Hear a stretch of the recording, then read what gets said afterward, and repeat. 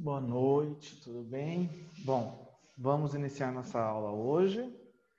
Hoje nós vamos trabalhar o capítulo 6 do livro de História das Religiões, da disciplina de História das Religiões, o livro base da disciplina. O capítulo 6 ele trabalha sobre os mitos e as crenças africanas. Eu optei por uma abordagem mais geral,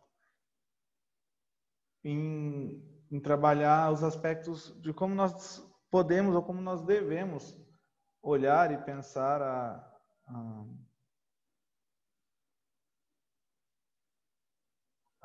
as religiões africanas e o contexto do continente africano como um todo, né?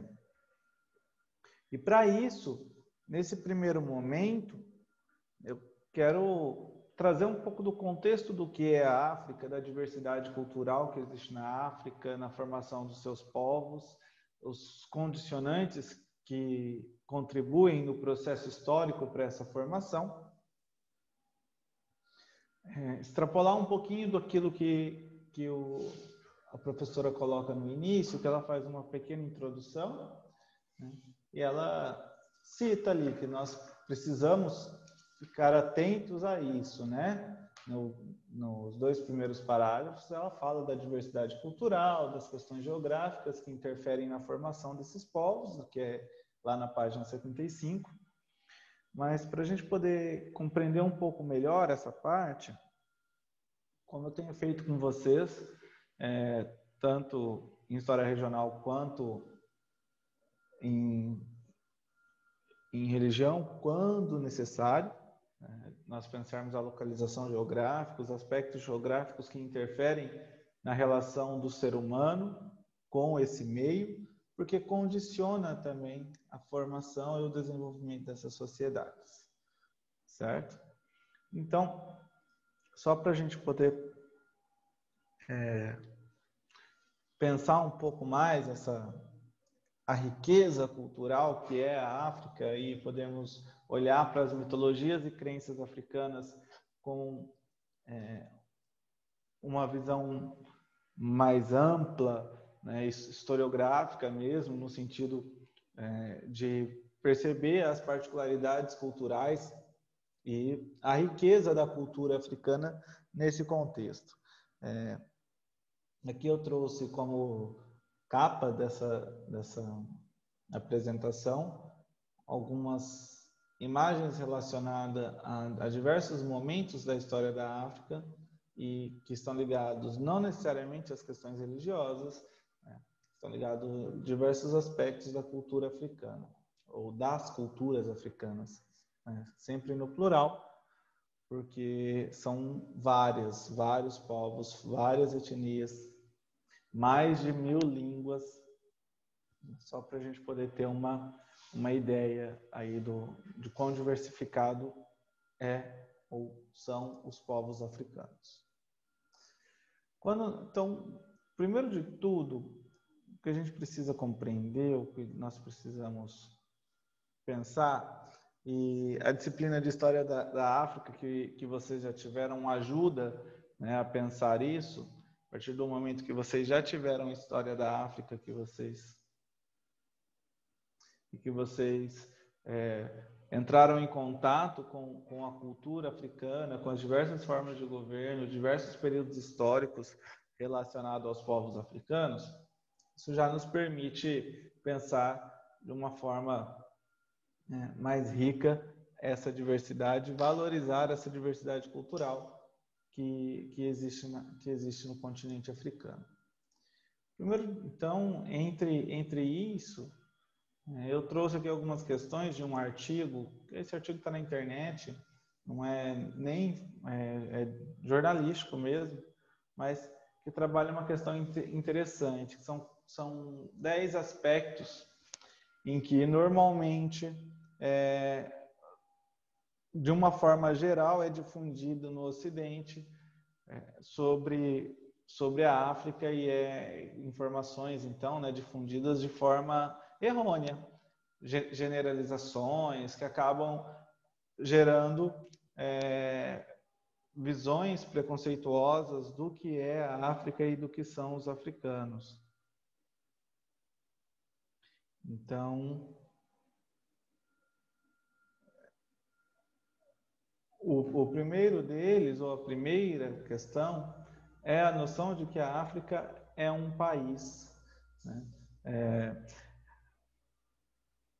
Não é raro nós depararmos com pessoas, muitas vezes, em algum momento, nós também podemos ter pensado dessa forma. Vai depender muito das particularidades do nosso processo de desenvolvimento em termos de conhecimento do continente africano, dos povos africanos e por aí vai.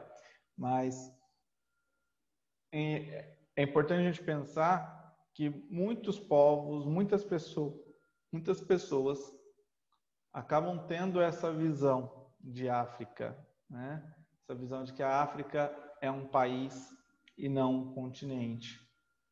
Nesse sentido, reforço, né? A África é um continente com mais de 30 milhões de quilômetros quadrados,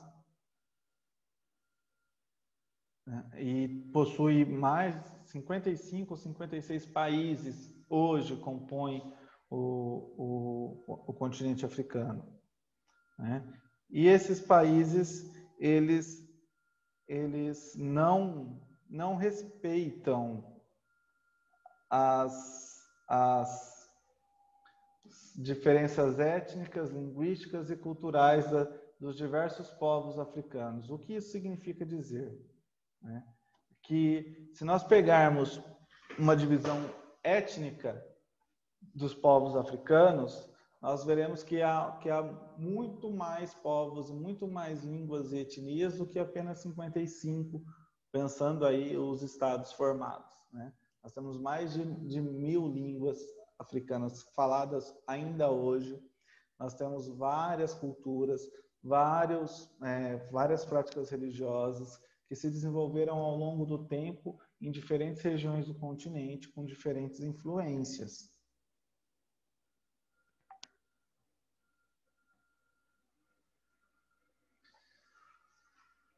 Outra característica é nós pensarmos que o continente africano é um local de comidas estranhas.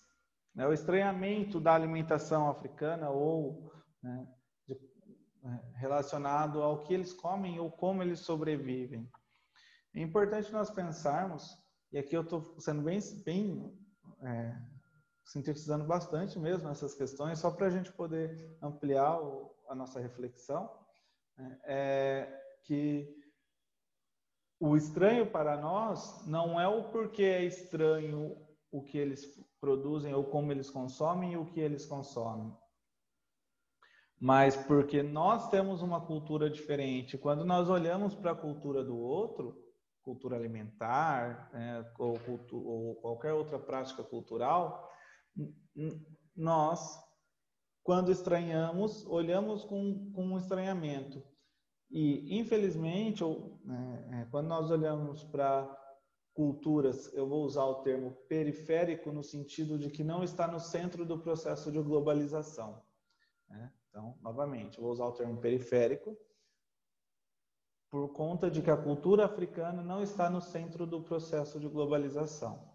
Se nós pensarmos o centro do processo de globalização, nós teremos culturas como a cultura estadunidense, algumas culturas europeias, influência de algumas culturas europeias, né? No mundo asiático, nós temos a cultura japonesa muito difundida, né? Que são países que, ao longo do processo de globalização, principalmente na última fase da globalização, dos anos 80 para cá, teve uma maior predominância no mercado econômico e se tornou países centrais do processo globalizante. Então,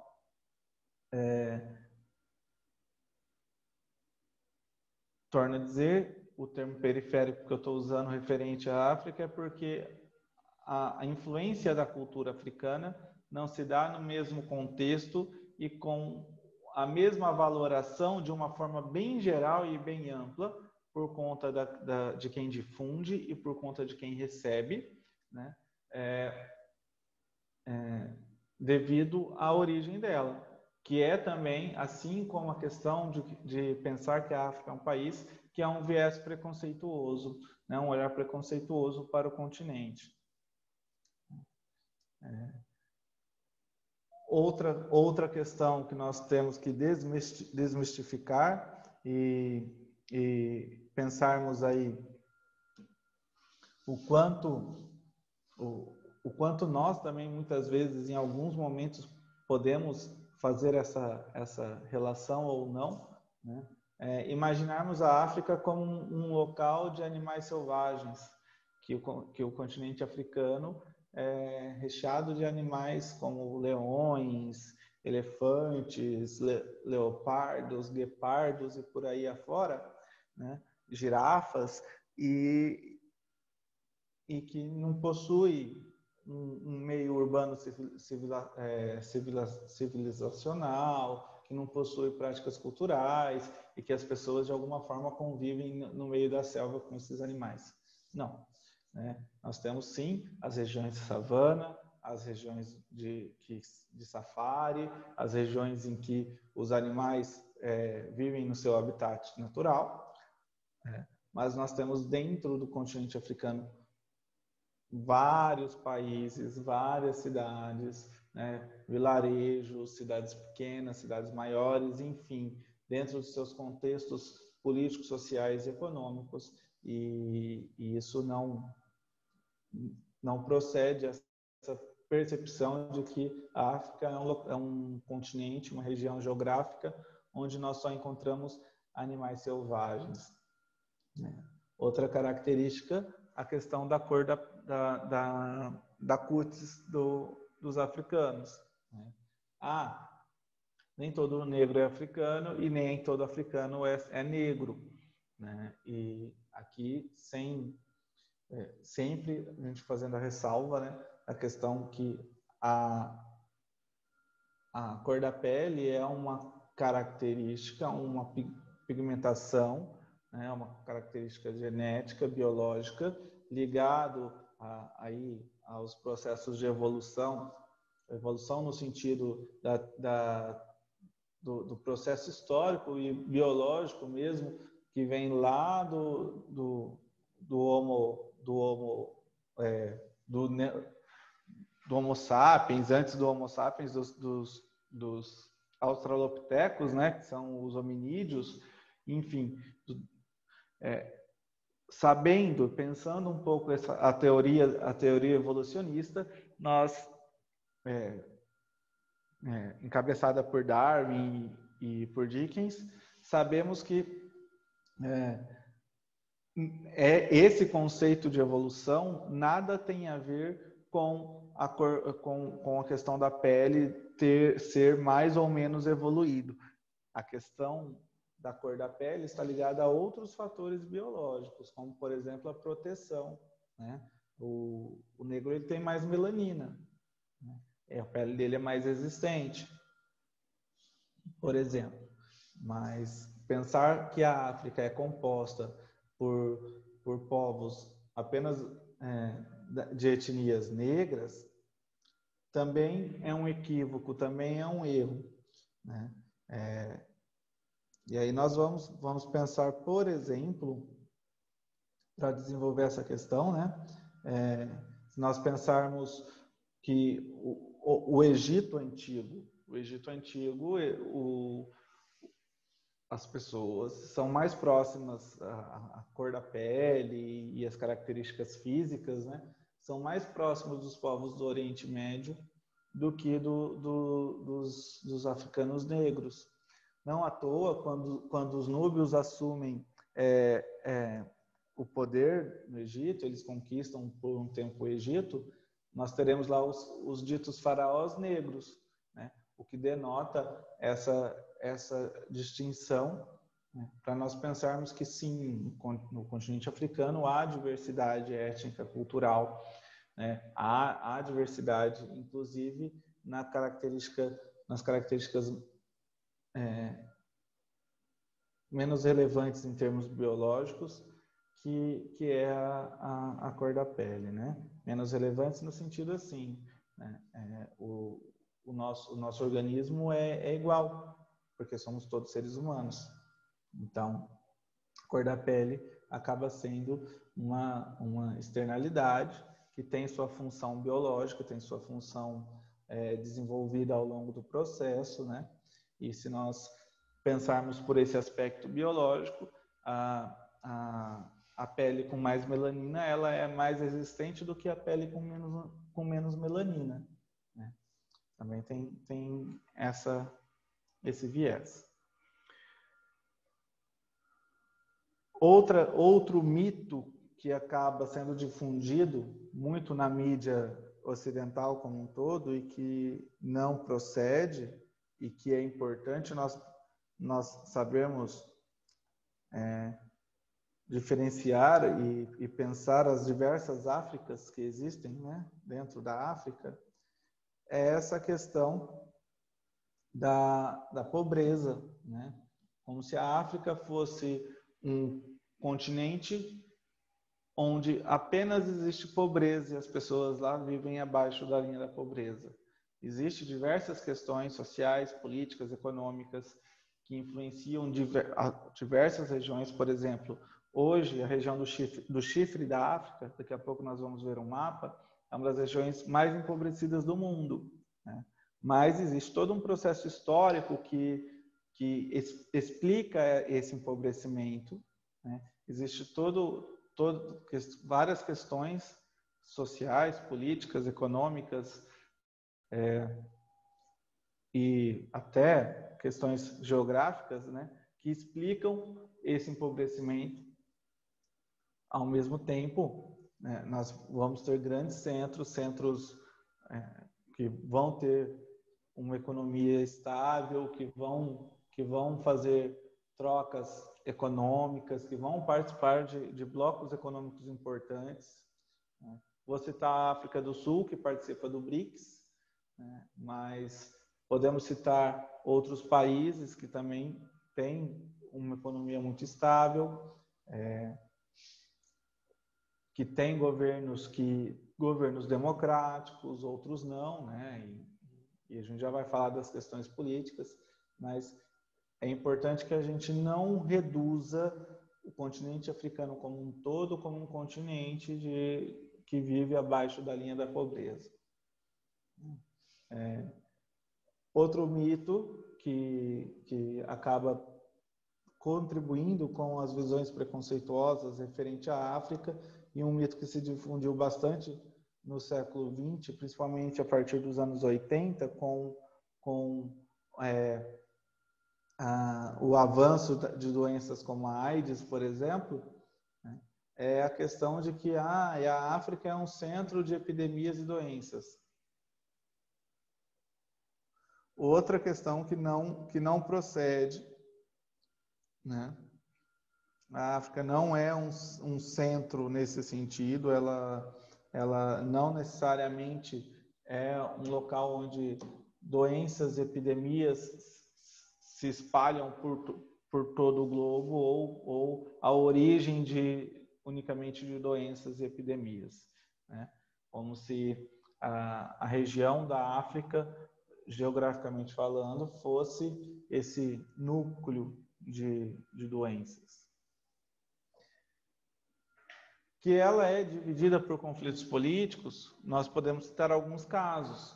Existem vários casos de contexto de conflitos políticos que envolvem a África, que envolvem diversos países do continente africano. Mas a África como um todo, se eu pensar ela enquanto continente, não necessariamente, né? Torno a dizer, temos governos estáveis, governos que se mantêm, que lutam por uma melhora, né, um desenvolvimento social, econômico e político, né? E óbvio que quando nós observamos nos noticiários apenas menções à África e a conflitos e a pobreza, é óbvio que de alguma forma isso entra no nosso imaginário e nós acabamos relegando toda a África apenas a essas condições. Então, por isso que é muito importante nós termos esse primeiro momento de desconstrução, para depois nós pensarmos a mitologia, a crença, o desenvolvimento dessa mitologia e dessa crença na África. O safari está junto com aquela questão dos animais, né, como o único poder turístico que a África tem. Você ir fazer um safari lá, né, e tirar foto próximo do leão, e, enfim, né. Essa ideia de safari hoje já é um pouco menos, digamos assim, já perdeu muito do seu mito, né? Era muito comum no século XIX, no início do século XX, né? Era uma das formas que vinha mesmo, que o turismo lucrava muito com isso na África. Os europeus, principalmente, gostavam muito de ir lá fazer os safaris e tudo. Tem toda uma economia voltada para a exploração do safari, né, desse passeio pela selva, né, com guias e tudo mais.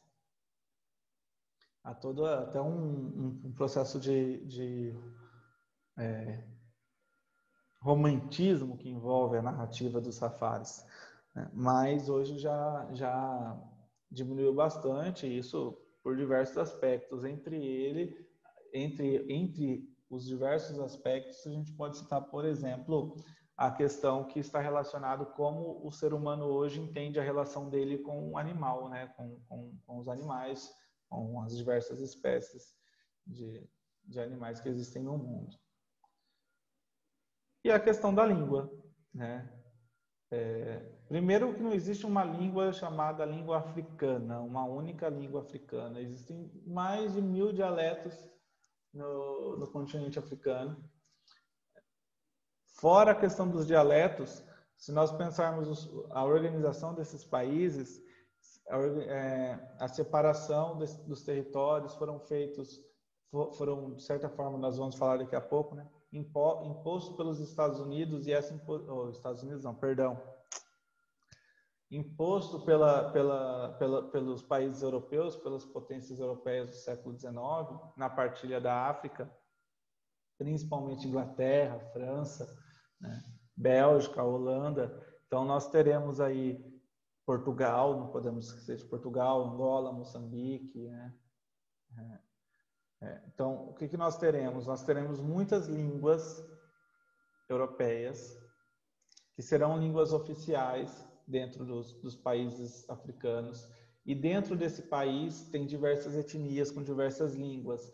Então, essas etnias falam suas próprias línguas e mais a língua oficial, né? Só para vocês terem uma noção, na Nigéria, se eu não me engano, na Nigéria,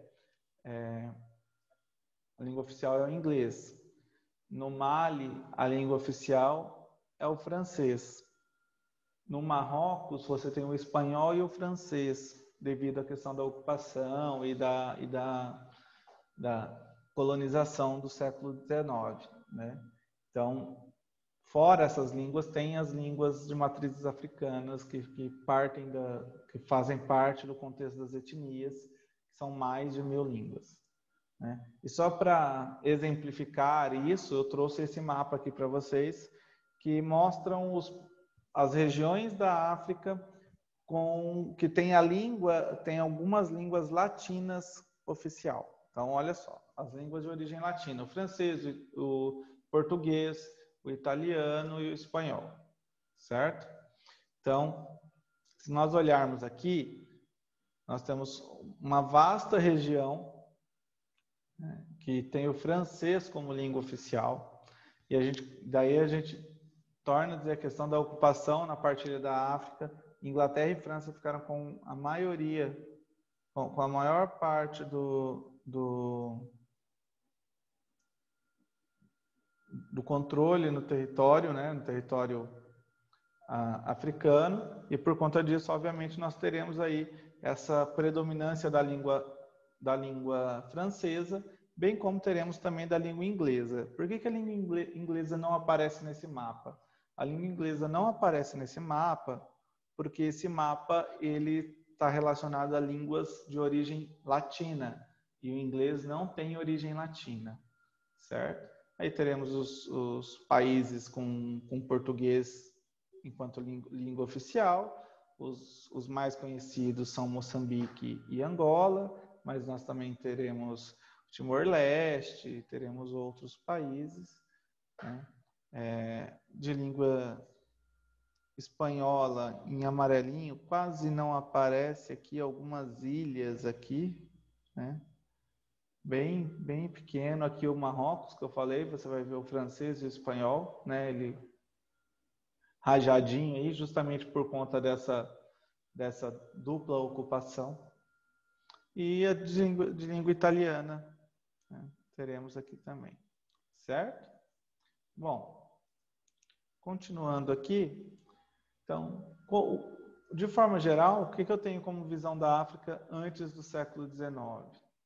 É importante nós pensarmos que os estudos históricos sobre o continente africano, antes do século XIX, durante muito tempo, tá? Durante muito tempo, hoje isso tem mudado, principalmente se nós pensarmos o Brasil, com a questão a partir da lei, né, que torna obrigatório o estudo de história da África a partir de 2003. Então, hoje, nós temos um avanço enorme em termos de estudo de história da África, e é por isso que a gente consegue, por exemplo, ter tanta informação para a gente pensar essas crenças religiosas, as mitologias e as crenças africanas, né?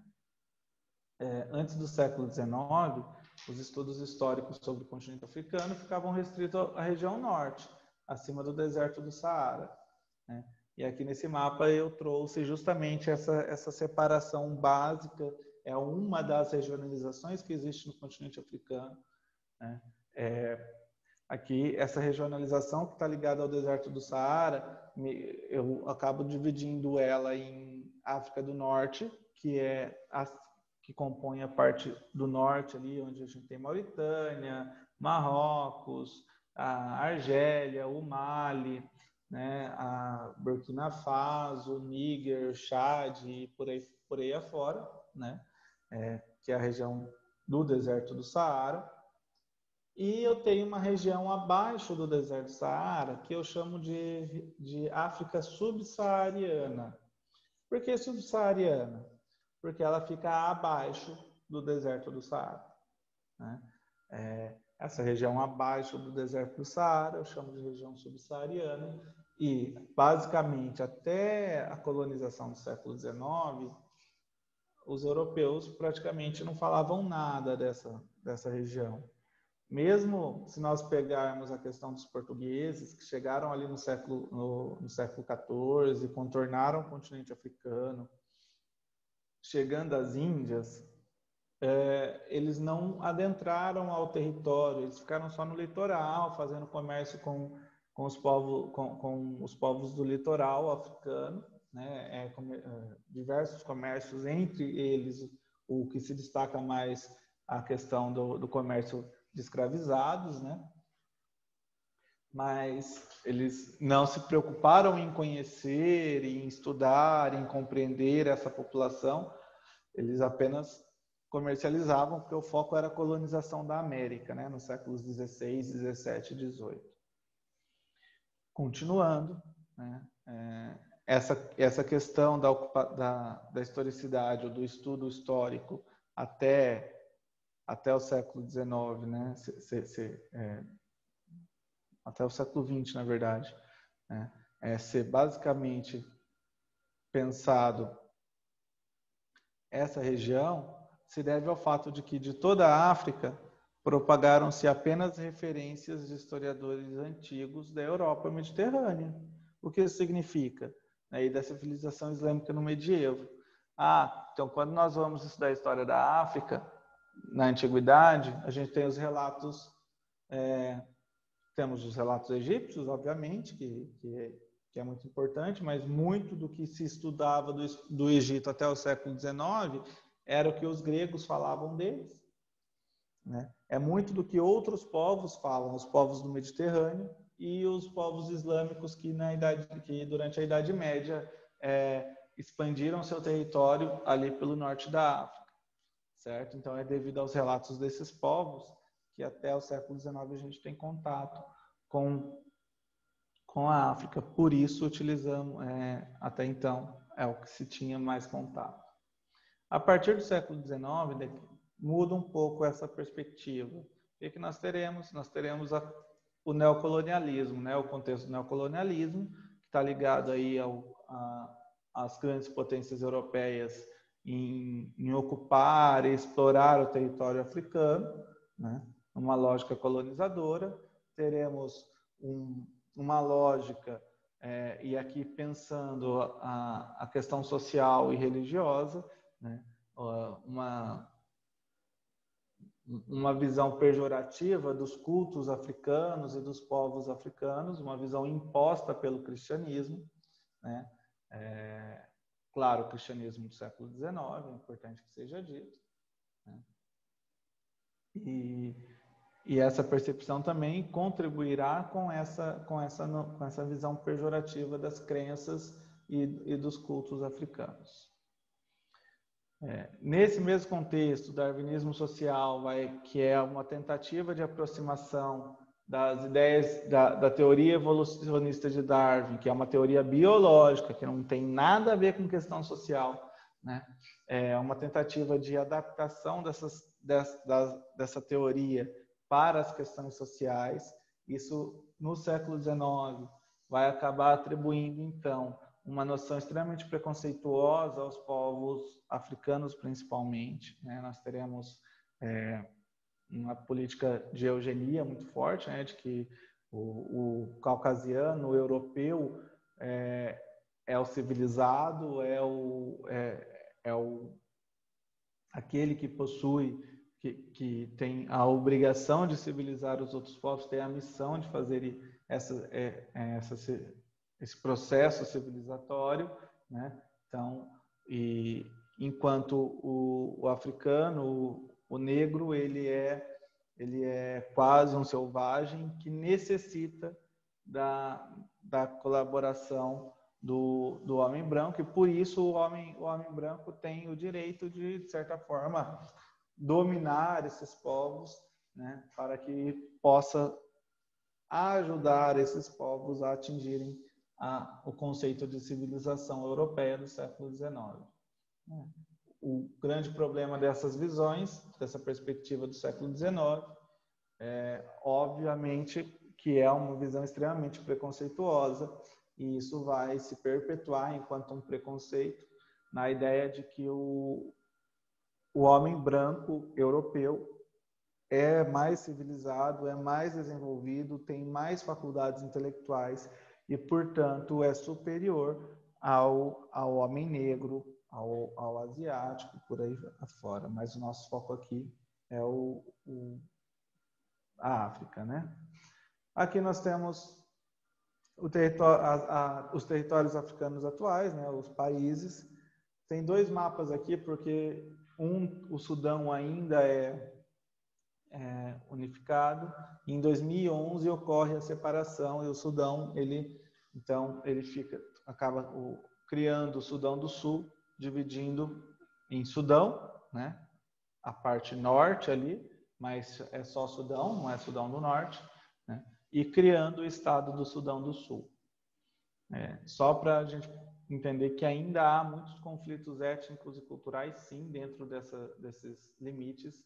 Esses limites aqui, eles foram mais ou menos mantidos após a descolonização, durante a segunda metade do século XX, né? E se vocês compararem o mapa atual da África com esse mapa aqui, esse mapa todo coloridinho, é mais ou menos, tá, gente? Não, é praticamente impossível você ter isso aí muito correto, muito certinho, né? Porque são muitas etnias, mas esse mapa todo coloridinho aqui, à esquerda de vocês, né? Ele é um mapa das etnias africanas. Ou seja, se vocês compararem um mapa com o outro, vocês perceberão que os limites territoriais dos países não respeitam às questões étnicas dos povos africanos.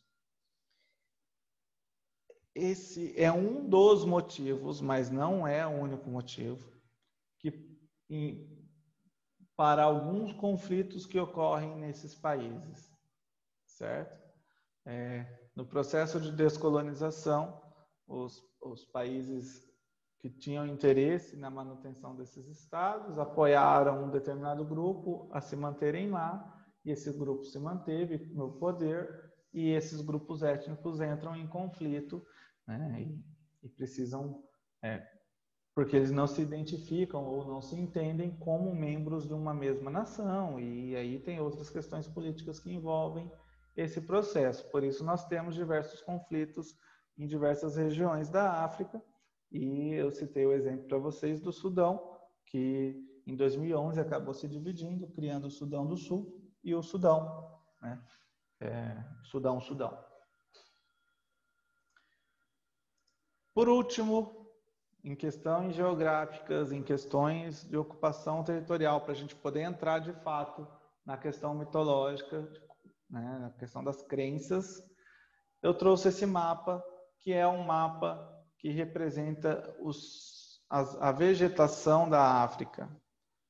E aqui eu quero pegar aquilo que o livro traz na página 75, quando ele diz assim: ao falarmos em mitologia africana, é preciso lembrar que a África é um continente com aproximadamente 30 milhões de quilômetros quadrados, divididos em mais de 50 países, tão extenso quanto seu território é sua variedade cultural, religiosa e linguística. Passa de 1000 o número de dialetos africanos. Essa variedade se deve, em muito, à sua origem geográfica, à sua organização geográfica, né? Seu território é composto por desertos, savanas, selvas, campinas, montanhas e rios. O que significa? Significa que os povos que vão se desenvolver em cada uma dessas regiões, eles serão diferentes, muito por conta da questão geográfica, porque a geografia, ela interfere também em como o homem indivíduo, o homem ser humano, né? Em como o ser humano se relaciona com esse meio para sobreviver, né? E dentro dessas dinâmicas, nós teremos os desenvolvimentos das sociedades, das crenças, né, das culturas como um todo. Agora, vamos entrar de fato nas religiões africanas, ou como devemos pensar as religiões africanas, né? E aí o parágrafo 3 da página 75 nos dá um direcionamento, quando diz assim: ao pensarmos nas religiões africanas, é sempre importante lembrar que suas crenças religiosas são, ainda hoje, atualmente, 2020, trabalhadas e repassadas em âmbito familiar, tendo a oralidade uma grande importância na manutenção dessa tradição.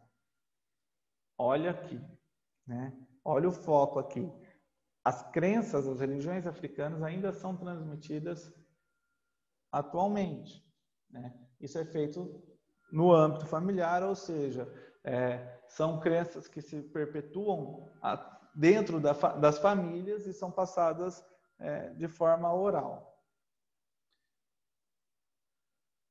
E aí, continua, podendo os censos, portanto, gerar a impressão de que as manifestações tradicionais foram maciçamente suprimidas pelos grandes monoteísmos, como o Islã e o catolicismo, religiões dominantes em quase todas as capitais nacionais africanas. O que o autor está chamando a atenção aqui? Quando ele diz isso, ele está dizendo assim: tivemos vários processos de ocupação do território africano, de relações desses africanos com outros povos, com os árabes, com os cristãos católicos, enfim. Hoje existem vários projetos missionários, principalmente de igrejas evangélicas dentro do contexto da África, né?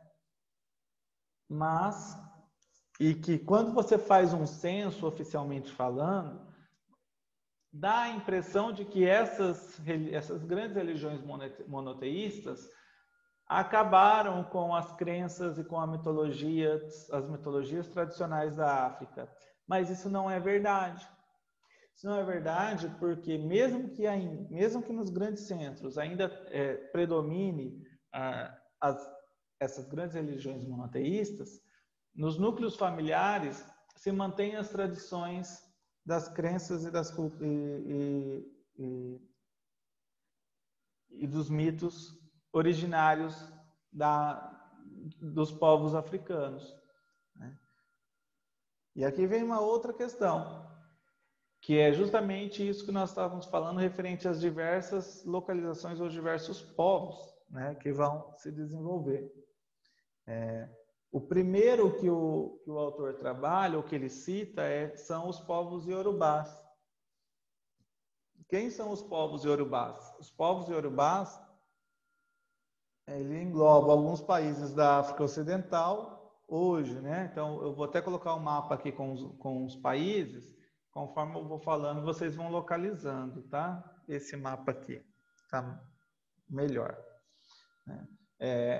Benin, Burkina Faso, ó, aqui, ó, Benin, Burkina Faso.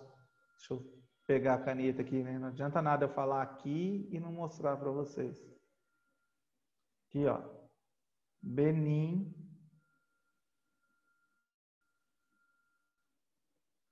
De amarelo não vai. Aí. Benin, Burkina Faso, Cabo Verde, Costa do Marfim, Gâmbia, né? Guiné-Bissau, Guiné, Libéria, Mali, Mauritânia, basicamente essa região aqui, né? Essa região aqui, basicamente, é o que nós chamamos de África Ocidental, né? É só a gente se localizar geograficamente que a gente entende o porquê de África Ocidental. Continuando, esses países, então, quando nós tratamos dos povos iorubás, nós estamos falando dessa região. Essa região, ela possui uma matriz cultural. Essa região, e são as crenças tradicionais desses povos iorubás, que dá a base, né, que é a matriz cultural do candomblé brasileiro. O candomblé brasileiro, ele vai ser desenvolvido pelos africanos escravizados que vêm para o Brasil, né, no processo aí dos quase 4 séculos de escravidão, e a maioria dos escravos dos escravizados que vêm para o Brasil são dessa região, né, por isso, se tornando então muito importante o aspecto cultural que eles trazem. Eles mantêm os aspectos culturais e aí eles acabam aqui fazendo um sincretismo religioso. É importante nós lembrarmos desse processo, né? Eles vão ser proibidos de manter a fé deles e eles farão um sincretismo religioso, né, entre o catolicismo e as crenças nos orixás dos iorubás. E aí nós teremos o candomblé brasileiro, né? Continuando, segundo o Reginaldo Prandi, né, ele vai dizer que alguns especialistas indicam que antes da imposição do calendário europeu, os africanos, organizavam o presente pelo ciclo da natureza. Eles tinham uma percepção cíclica do tempo, né?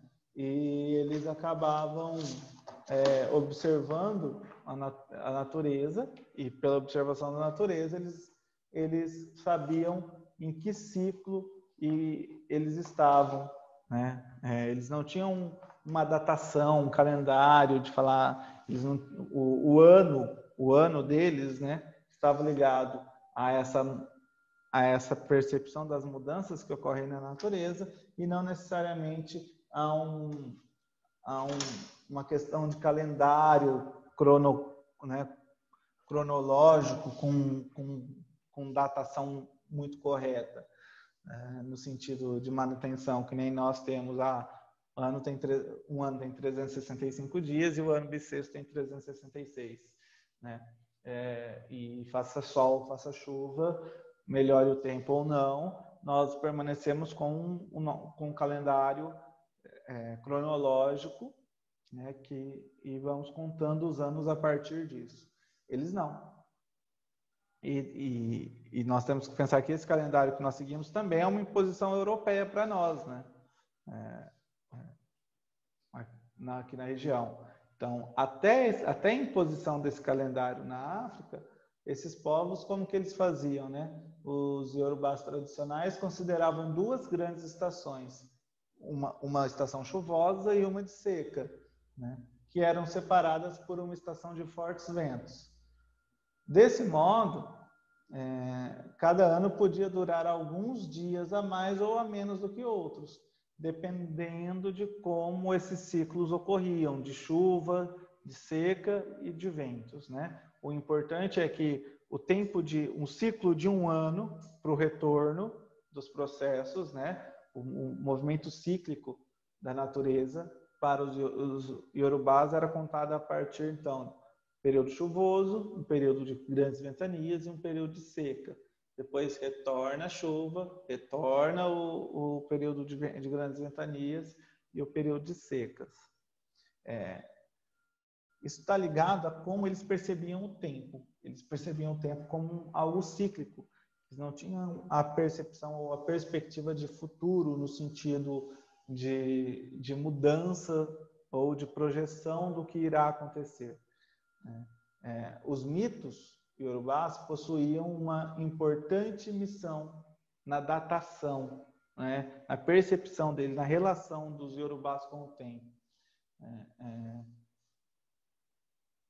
Essa datação não cronológica, mas da memória coletiva, né? Que memória é essa? A memória do mito, da narrativa do mito. Os iorubás, então, tradicionais, essa memória que eles refazem a partir desses 3 ciclos não é uma percepção cronológica do tempo, mas é um reviver dos tempos primordiais. É uma reprodução, é uma ressignificação, é uma rememoração daquilo que aconteceu nos tempos primordiais mitológicos. E aqui é interessante que o autor coloca bem isso, na página 76, ele coloca assim, viver o tempo do mito significa viver um tempo cíclico, o tempo do eterno retorno.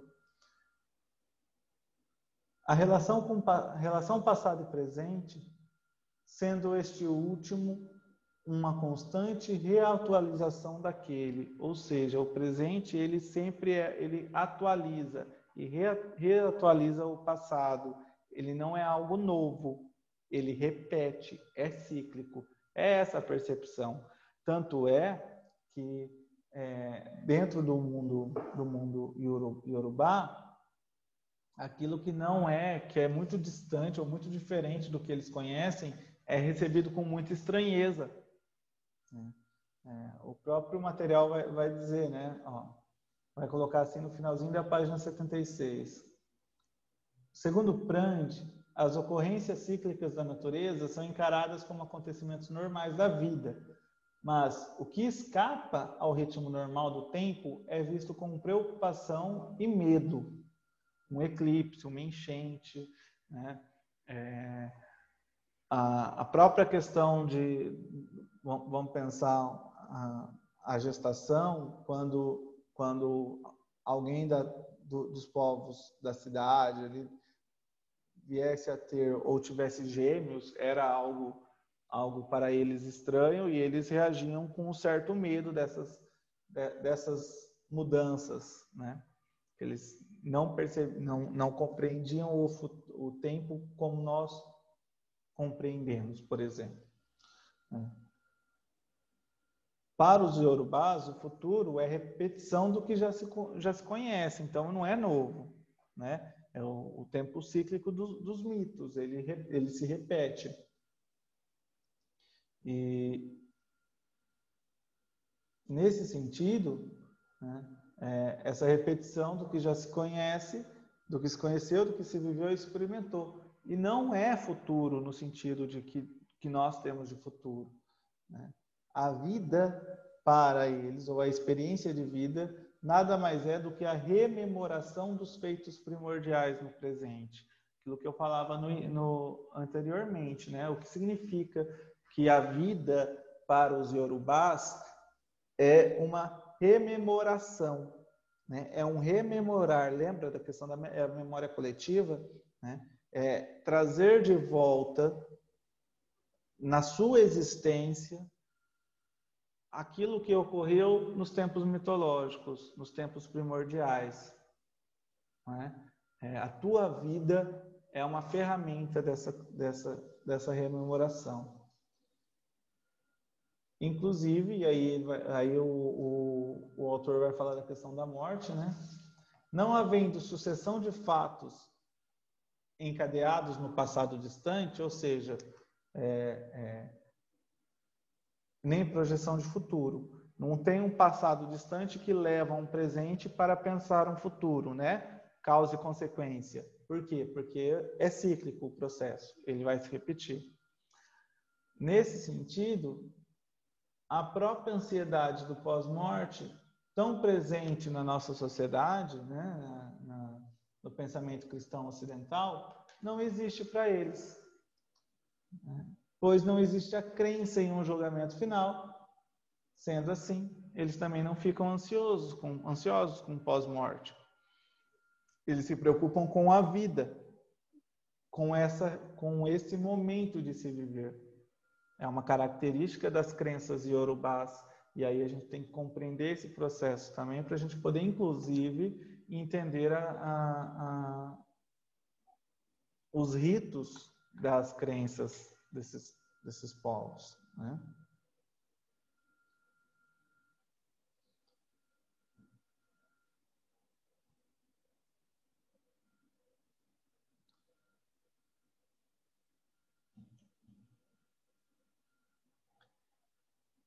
Essa noção que o autor apresenta para a gente dos povos iorubás é um panorama geral das crenças africanas. De certa forma, todos eles terão essa percepção do tempo cíclico, né? Terão essa relação com a vida, né? Sem pensar muito no pós-morte. Claro que eles terão suas particularidades e o material trará algumas delas, né? Mas é importante a gente pensar que isso que nós estamos trabalhando aqui hoje, nesse momento, ela serve como um panorama geral mesmo, né? Que é para mostrar apenas uma coisa para nós, né?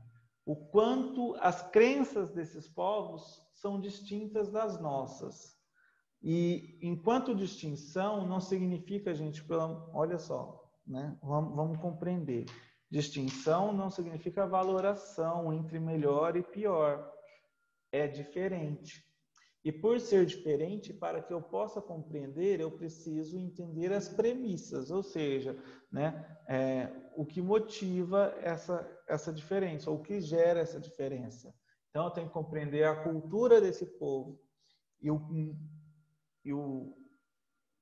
o que isso demonstra para mim enquanto processo histórico das diversas civilizações, né? Como que os diversos povos, em diversos contextos históricos, em diversos contextos geográficos, desenvolvem culturas próprias, línguas próprias, significado de valor próprio e crenças próprias.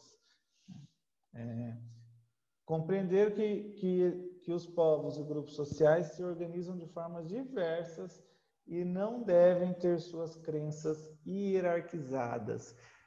Isso aqui é muito significativo para nós que somos e estamos nos tornando historiadores, né?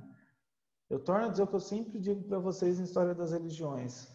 Nós podemos, e para alguns é importante que tenham sua fé, que pratiquem suas crenças, que compreendam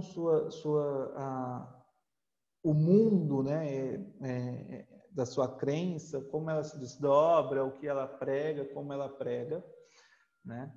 Porém, enquanto historiadores, nós precisamos compreender que diversos grupos sociais se organizam de formas diferentes e isso gera crenças diferentes. E essas crenças não devem ser hierarquizadas. O que isso significa? Né? Aquilo que o islamismo e as religiões monoteístas de uma forma geral buscam muito fazer, né? O judaísmo, o cristianismo, o islamismo, eles têm um viés de imposição da sua verdade sobre as demais, muito ligado à própria questão de que há uma contradição primeira nessas crenças, né? Porque o judaísmo, o cristianismo e o islamismo são crenças monoteístas. Acreditam em um único Deus e esse Deus é perfeito. Se ele é perfeito, a regra dele é aplicada a todos e deve ser aplicada a todos, né? Aí a gente vem na questão da universalidade da fé, na ideia de difusão dessa fé.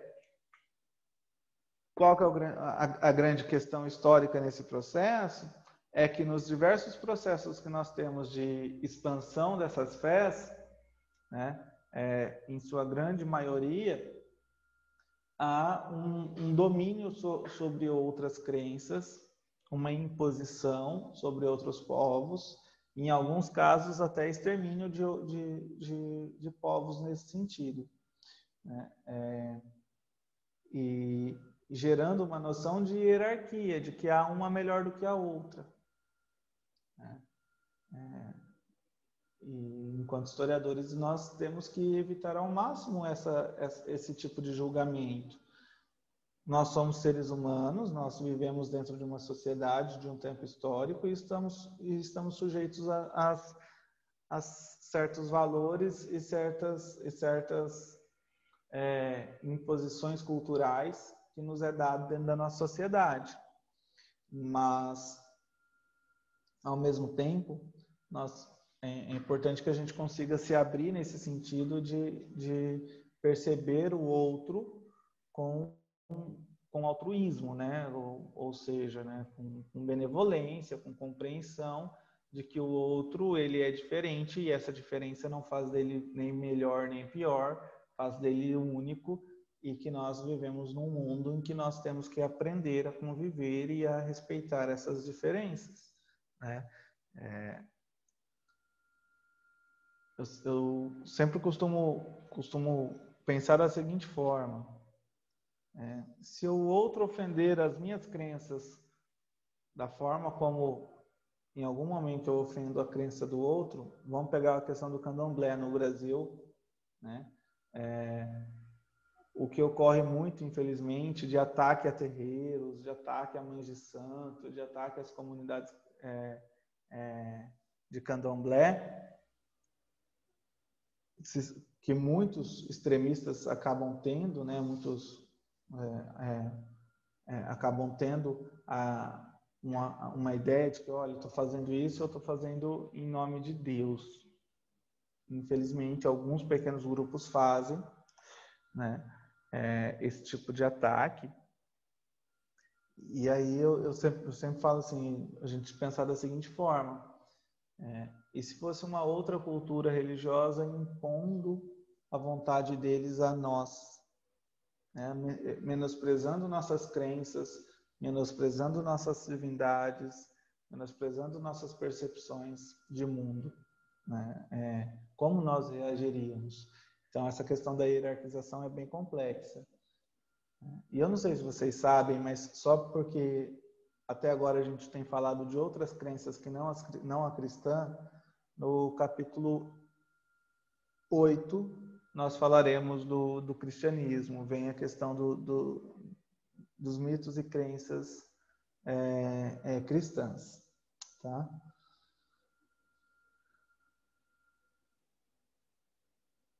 Nesse sentido, dessa percepção de mundo, o Roy Williams ele coloca o seguinte, que ao tratar de algumas das principais famílias linguísticas nativas do continente africano e da localização de alguns de seus muitos povos, parte dos principais rios e certas características geográficas importantes como referência, mas omite a fronteira política moderna por conta das diversidades encontradas. O que significa?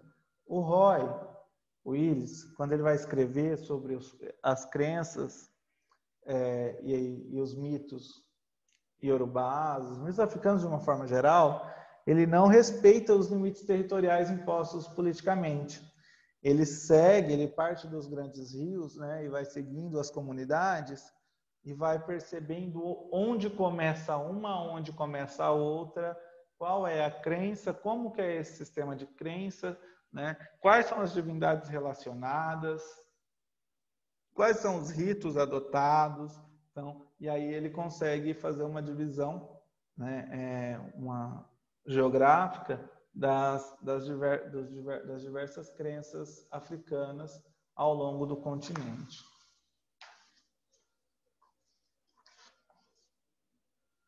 Nesse sentido, o Roy Williams ele vai dividir basicamente as crenças de acordo com as famílias linguísticas, certo? Conforme os idiomas apresentados pelos nativos. Entre essa divisão, ele vai basicamente criar 6 divisões linguísticas, né? Mais a Yorubá que nós já falamos. Não, com a Yorubá que nós falamos, são 6. Né? Então, serão os Yorubás tradicionais, os camito-semitas, que são da família linguística composta pelas línguas faladas no norte da África, tá? Região de Marrocos, Argélia, Líbia, Tunísia, né? Norte da África. O outro grupo linguístico que ele vai trabalhar na região da África Central são os nilo-saarianos.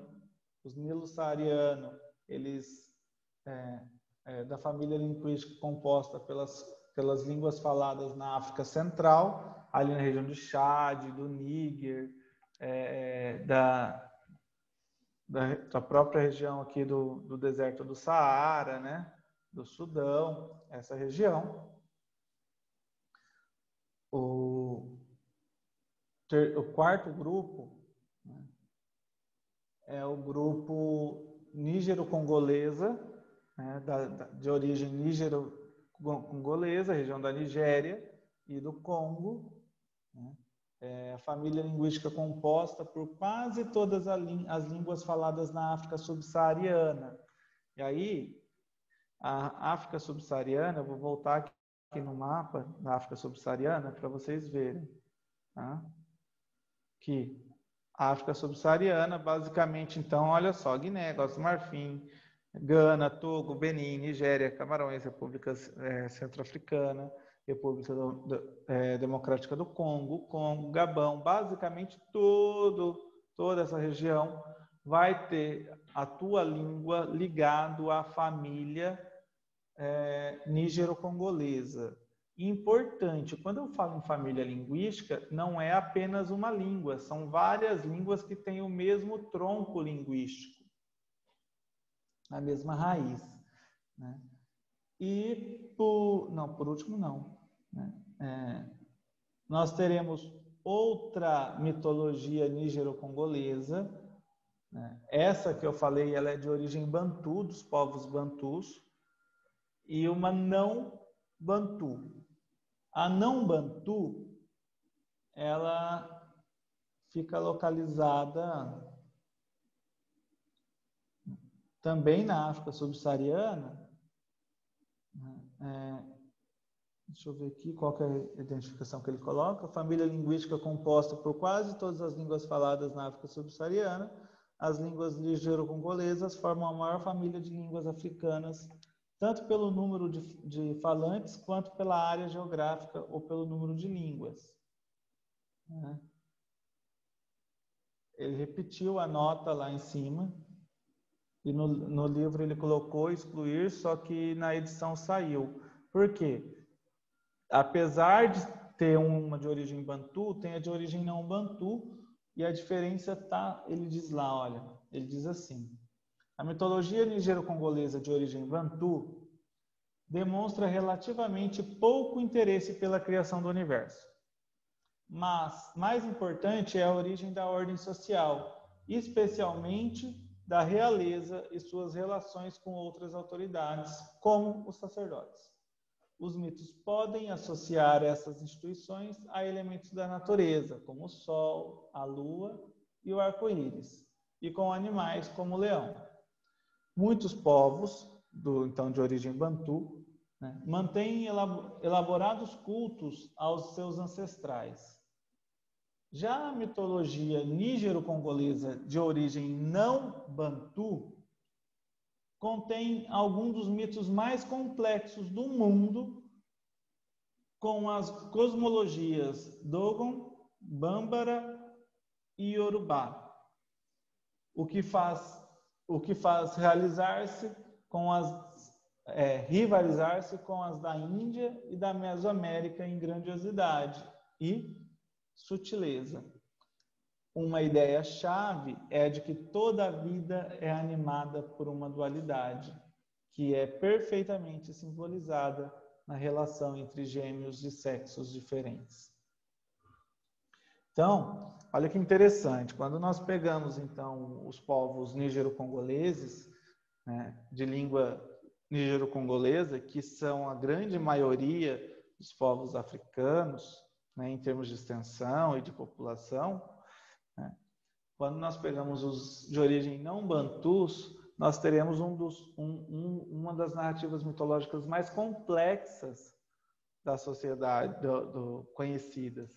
E é interessante a gente pensar,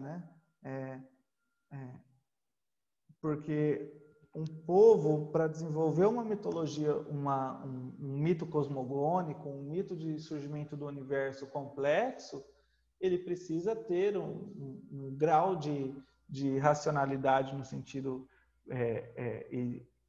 para pensar essas relações, para pensar a explicação do mundo, a explicação da organização do universo, são povos extremamente hábeis nesse sentido.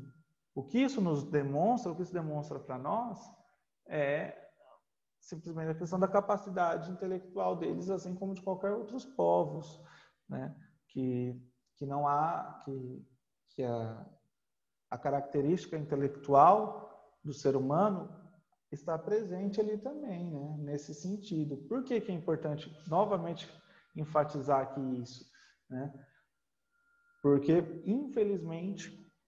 infelizmente tem diminuído bastante, isso é nítido, Só que, infelizmente, na nossa sociedade ainda há certos vícios e preconceitos relacionados a essa questão. Mas a cultura africana nem era tão desenvolvida assim, claro que era. Nós que não conhecemos, nós que não buscamos conhecer as crenças, a compreender de que forma o eu eto, ser humano, me relaciono com esses seres mitológicos, com essa narrativa mitológica, com a divindade, me relaciono com a natureza e me percebo nesse mundo enquanto organização desse contexto.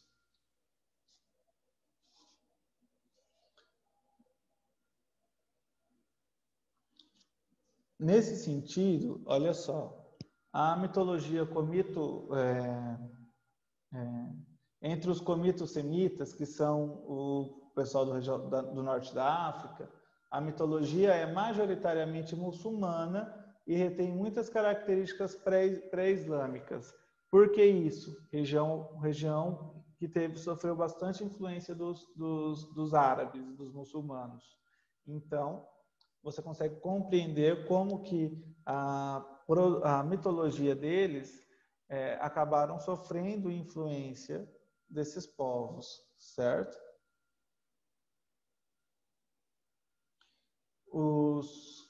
Já os nilo-saarianos demonstram pequeno interesse em sua mitologia pela origem do mundo ou pelo destino da alma após a morte. Seus mitos são principalmente sobre as origens dos clãs e grupos de linhagens, geralmente associadas aos animais. E olha que interessante, é da região do Nilo saariano, é da região do deserto, basicamente os berberes, né? São povos que se organizam em pequenos clãs, são nômades que vivem de oásis em oásis, né, com uma necessidade de sobrevivência devido à questão do próprio deserto, né? Então, tem toda uma condição de sobreviver nessa região e como sobreviver nessa região. Eles estão muito mais ligados, os mitos deles estão muito mais ligados à origem do clã, né? A valorização do clã, do povo, da unidade, para que eles possam se manter e que possam coletivamente sobreviver e lutar pela sobrevivência, do que numa explicação cosmogônica de como o mundo surgiu e das origens, né, do universo e por aí afora. É uma outra característica de mito, é um outro foco mitológico. A mitologia nigero-congolesa nós já trabalhamos as duas, né? E é importante a gente dizer aqui que entre os Khoichans é uma família linguística composta pelas línguas falantes do sudoeste da África. Então, na região sudoeste da África, cujo nome combina os virtualmente extintos Khois, ou Otentos, aos Sans, ou os Bosquimanos. Então, é basicamente um povo que está quase extinto, né? Uma origem linguística africana que está à beira de se extinguir, mas o que se tem, o que se pode retirar dos vestígios e dos fragmentos deixados por esses povos, né? Da mitologia deles. Indica uma filosofia de vida ricamente imaginativa, transmitida em termos de criaturas selvagens personificadas, sendo a mais importante o louva-a-Deus. Então, olha só, se nós pegarmos o mapa da África e dividirmos ele a partir desses ramos linguísticos, nós teremos pelo menos 6 grandes matrizes mitológicas e de narrativas mitológicas completamente diferentes uma da outra, né? Com características particulares. Isso só para nós pensarmos a riqueza cultural e a riqueza de crenças que existe dentro do continente africano. O material de vocês vai trazer a narrativa de algumas cosmogonias africanas. Eu resolvi não trabalhar com vocês essas narrativas, deixar vocês lerem depois, a hora que vocês pegarem para estudarem e tudo mais, né? Porque senão ia ficar muito extenso. A ideia é que quando vocês forem para essa parte, que é a página 79, 80, 81, 82 e uma parte da 83, é que vocês possam ir para essas narrativas com essa perspectiva, né? Com esse olhar para a mitologia africana, né? Com essa perspectiva da diversidade cultural e desse enriquecimento ou dessa rica cultura que se desenvolveu no continente africano. Além dessas temáticas que nós trabalhamos e da temática cosmogônica, né, que vai ser trabalhada nessas páginas, o Campbell ele também indica 4 funções para o mito. Na leitura da mitologia africana, no estudo da mitologia africana e das crenças africanas, a gente consegue identificar 4 funções para o mito. E o Campbell vai dizer assim, cada indivíduo deve encontrar um aspecto do mito que se relacione com sua vida. Nesse sentido, o mito tem basicamente 4 funções. A primeira função é mística, o encontrar-se com um ser superior. Então, o mito me leva a encontrar com uma divindade ou com várias divindades. Então, a função desse mito que narra esse encontro, que traz dentro da sua narrativa essa busca pelo místico, entre eu e o ser místico. Então, a função dela é essa função mística, desse mito. E aí, o ser humano, porque dentro dessa narrativa mítica, qual que é o foco? É a percepção do ser humano nesse mundo, nos mistérios que envolvem esse mundo, na maravilha, usando as palavras do texto, na maravilha que é o universo, o ser humano, e possibilitando vivenciar o espanto diante do mistério. Então, quando eu me encontro misticamente com o mito, o mito me revela algo, ele me revela essa percepção, ele causa esse espanto ao mistério do que é o universo. Então, essa é uma das funções do mito. O mito tem uma dimensão cosmológica também. Então, cosmologia, lembre-se que é o estudo do cosmos. Então, essa dimensão a qual a ciência se ocupa, mostrando qual é a forma do universo, mas fazendo-a de maneira que o mistério outra vez se manifesta. O que é a cosmologia? Cosmologia é o estudo da formação do universo a partir dos mitos, basicamente. Então, assim,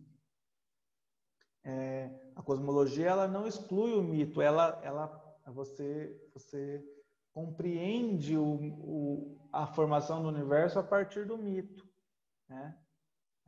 e você acaba valorizando esse mistério, E aqui a cosmologia ela compreende uma questão muito importante. A gente não tem resposta para tudo, Os mistérios eles permanecem, Então essa noção é significativa e é também uma percepção ou uma temática que está presente dentro dos mitos africanos. Outra temática que está presente dentro do mito africano, seguindo o próprio texto aí, ele vai dizer assim, a terceira função é a sociológica. Então, o mito ele tem uma função social também, ligada à sociologia. Que função é essa? Olha só, serve como suporte e validação de uma determinada ordem social. E aqui eu remonto aquilo que nós estávamos falando sobre o mito, sobre a mitologia dos povos de família linguística comito-semitas, onde eles não se preocupam tanto com... Não é eles não, perdão. É a nígero-congolesa, de origem bantu. Os nígeros congoleses de origem bantu, eles não se preocupam tanto com a criação do universo. Os mitos, para eles, estão ligados à origem da ordem social, da organização da sociedade. E quando eu estudo os mitos desse viés, então, eu percebo que há uma função sociológica para o mito. Através do mito, você transmite uma tradição, um costume, uma explicação porque a realeza é a realeza. Porque que a realeza que domina e que tem o poder naquela região. E você mantém a estrutura social. E a quarta função do mito é aquela com a qual todos deveriam tentar se relacionar. É a função pedagógica do mito. O mito tem uma função pedagógica que ensina sobre como viver a vida humana em toda e qualquer circunstância. E os mitos podem nos ensinar isso. Haja vista, saindo dos mitos africanos, os mitos gregos. As lendas, os mitos relacionados aos heróis gregos têm uma função pedagógica também. Então, voltando aqui, o mito ele ensina. Ele tem uma função de ensinar como se portar dentro daquela sociedade, como viver. Então, essas 4 dimensões, essas 4 temáticas, elas estão presentes nos mitos africanos, não necessariamente em todos eles, e não necessariamente o mito tenha apenas uma dessas temáticas, ele pode estar envolto em outras também, certo? Depois disso, o material nosso vai trazer algumas